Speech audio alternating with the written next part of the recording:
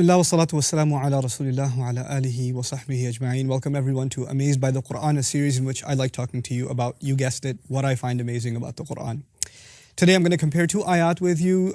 Those ayat, one belongs to Surah Al-Baqarah and the other belongs to Surah Ali Imran. Again, very, very similar ayat.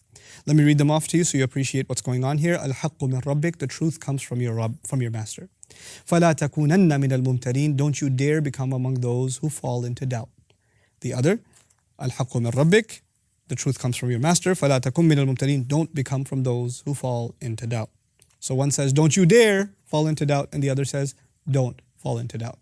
Seems like in one, there's a higher likelihood of doubt, there's a greater threat of doubt, and so the Prophet is being told, don't you dare fall into doubt. By the way, let me talk to you a little bit about the word doubt here. The Quran uses raib for doubt, shak for doubt, mirya for doubt, okay? Marj for doubt. So we're going to use the word mirya here because the word is mumtareen in the ayah. Let me explain what that particular word means. It means that you have a position that you're convinced of, but through somebody's counter arguments and somebody's attacks on your position, your foundation, your core foundation is starting to shake and you're starting to doubt yourself. Okay? That kind of a doubt is called a mirya. So don't become of those who loses their foundation and starts doubting the basis on which they believe. Okay, that's what the Prophet is being told. Now what is the comparison between these two? Baqarah, the ayah actually belongs to the passage where the direction of Muslim prayer changed from Jerusalem to Kaaba, to Mecca. And when that direction changed, the scholarly members of the Jewish community critiqued the Muslims about how that's ridiculous, how Mecca has no sacred value. Historically, the sacred house is Jerusalem. And of course, they're scholars. The Prophet ﷺ is an ummi. The Prophet is an unlettered prophet. And these are people that are literally described in the Quran as ahbar, scholars of ink. Like their hands are always dirty with ink because they're writing so much all the time. These are PhDs and then some. That's what they are. And they're telling you, you don't know what you're talking about. Now when an academic, someone with a lot of intellectual promise, credentials, when they tell you you don't know what you're talking about, it can mess you up.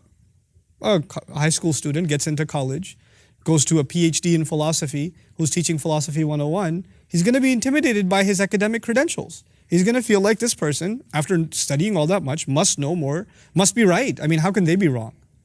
They're an expert after all. You see what I'm saying? So the context here is, because the criticism is coming from those who have very high academic credentials, you have a chance of becoming intimidated. And that intimidation can make you question yourself. Don't. Truth comes from your master. Don't become from those who fall into doubt. You know, after all, the historical integrity of the Kaaba is a historical debate.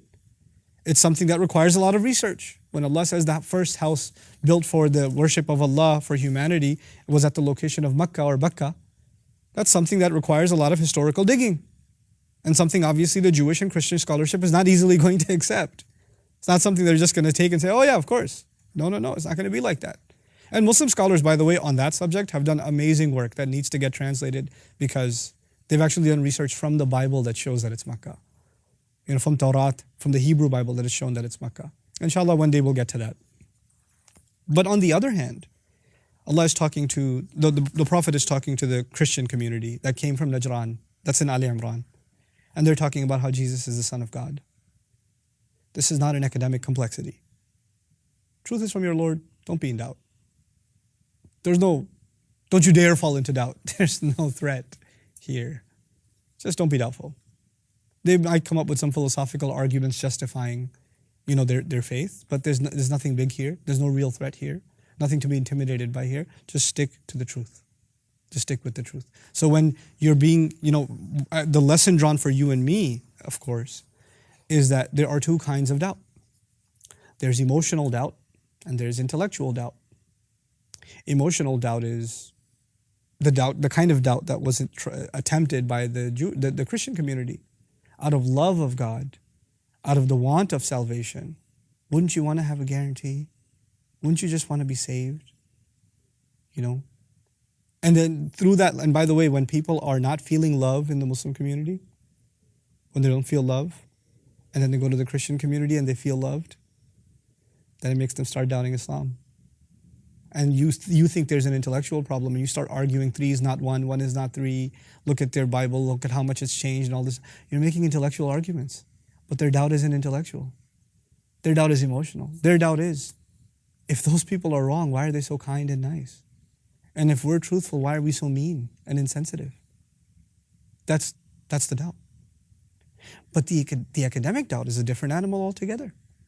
The academic doubt is about making arguments that are, they sound so elaborate with all these terminologies and all these books and papers and research and all this stuff that looks so staggering and intimidating that you say, man, I don't know if I can believe what I believe anymore, because there's a lot of PhDs done on how he's not a prophet.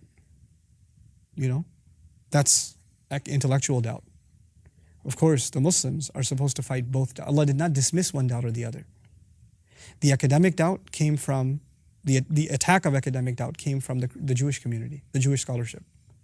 The emotional doubt was brought forward by the Christian community. And Allah acknowledged both of them. He did acknowledge that the academic is more dangerous. He did. And by the way, let me tell you why now the emotional is less dangerous. I'll tell you why. The Prophet ﷺ is not a scholar. He didn't study in a seminary. He doesn't have a PhD. He's not an academic. He's not writing books. So they do have, in that sense, what they might think is an upper hand, yes? But with the Christians, what they have is love. What they have is softness. What they have is character. What they have is kindness, compassion, mercy. The Prophet has that more than anybody ever did. So you can't mess with the Prophet ﷺ when it comes to that. We have a problem because we've lost that beautiful trait of the Prophet ﷺ. So we're being attacked from both kinds of doubt. And that's why the second doubt is not as big of a threat in these ayat, because what they have to offer in terms of softness and kindness and love and mercy, more than they've ever experienced, is already there in the person of Rasulullah sallallahu alaihi wasallam. It's already there. May Allah Azza wa Jal make us a people free from doubt of all kinds. And may Allah Azza wa Jal help us understand what remarkable lessons of transformation Allah is teaching us through these powerful ayat. Barakallahu li wa lakum. Wassalamu alaikum wa rahmatullahi wa barakatuh. Assalamu alaikum wa rahmatullah. If you enjoyed this video, please do share it with friends and family. If you want to see more videos from this series, click on the box at the top. If you want to see other videos, click on the box at the bottom. And don't forget to hit the subscribe button. Thanks.